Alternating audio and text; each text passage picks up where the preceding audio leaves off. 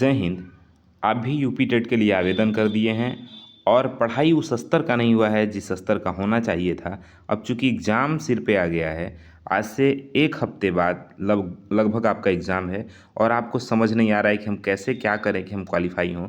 तो आज इस वीडियो में हम उसी को डिस्कस करने वाले हैं। नमस्कार, मेरा नाम विवेक पांडे है और आप देख रहे हैं टुडे एग्जाम स्टडी का यूट्यूब प्लेटफॉर्म। आइए साथियों, एक एक करके हम बात करते हैं कि ऐसा क्या तरीका है, ऐसी कौन सी स्ट्रेटजी है, कौन सी रणनीति है, कौन सा ट्रिक है जिसको हम फॉलो करके और यूपी टेट क्वालिफाई कर सकते हैं। देखिए देखिए एक एक करके हम सभी टॉपिक पे बात करें उससे पहले एक दो बात आपको जानना बहुत ज़रूरी है आपके लिए साथियों। एक होता है सीटेट सीटेट और एक है वो है यूपी टेट, ठीक है ना, यूपी टेट। अब आप कहेंगे क्यों बता रहे हैं, हमको तो जानकारी है।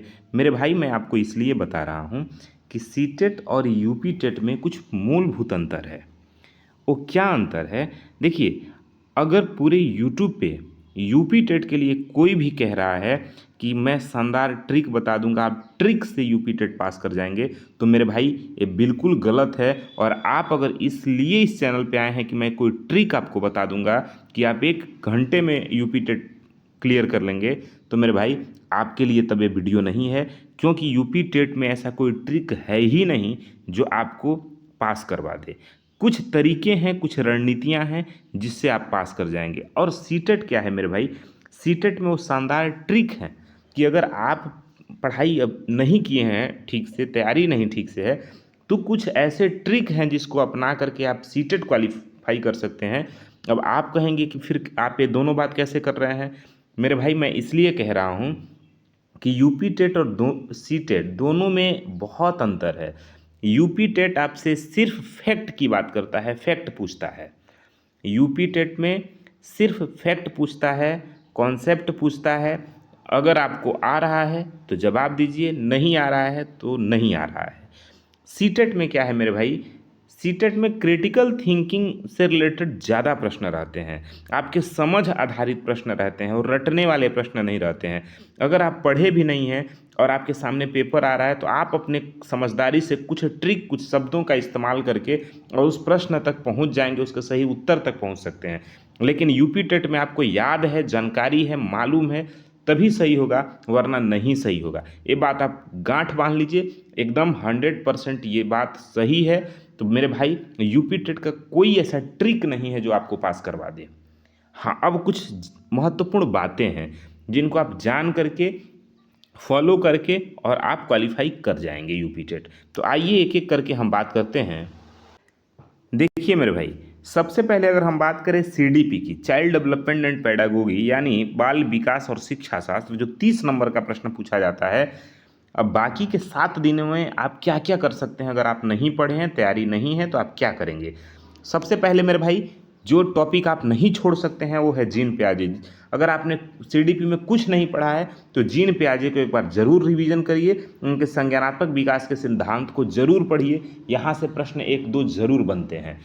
उसके बाद वाइगोत्स्की को जरूर पढ़िए, उनके सामाजिक विकास सिद्धांत को एक बार देख लीजिए, क्योंकि यहाँ से भी 1-2-3 प्रश्न बनते हैं।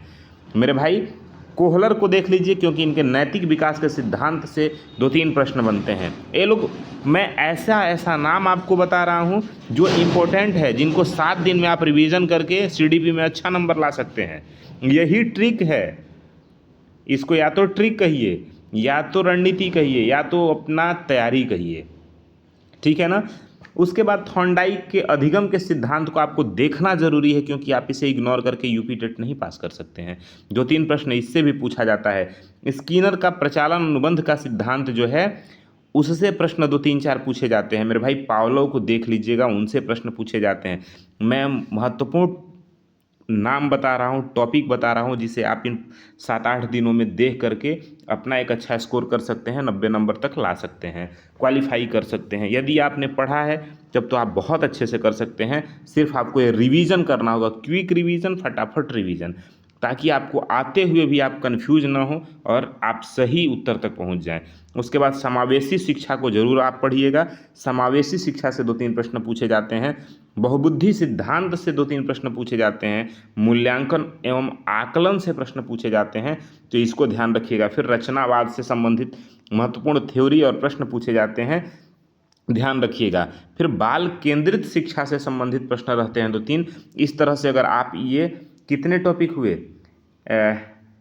1 2 3 4 5 6 7 8 9 10 11 टॉपिक अगर आप कर लेते हैं मेरे भाई, तो निश्चित रूप से आप मान के चलिए इन 7 दिनों में ही आपका 20 से 25 नंबर एकदम लक्ष्य कंप्लीट हो जाएगा।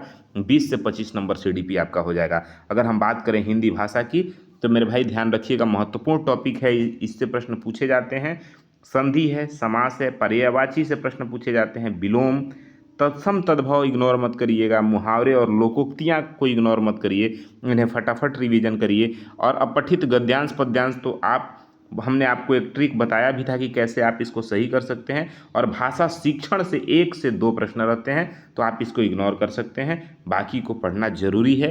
तो आप यहाँ से 20 नंबर ला सकते हैं, 20 यहाँ से, सीडीपी से 25, लगभग 45 प्रश्न आपके यहाँ तक आ जाएंगे। अब बात करें अगर आपका हिंदी है और संस्कृत है, तब तो सोने पे सुहागा है, समझ लीजिए मेरे भाई। क्यों?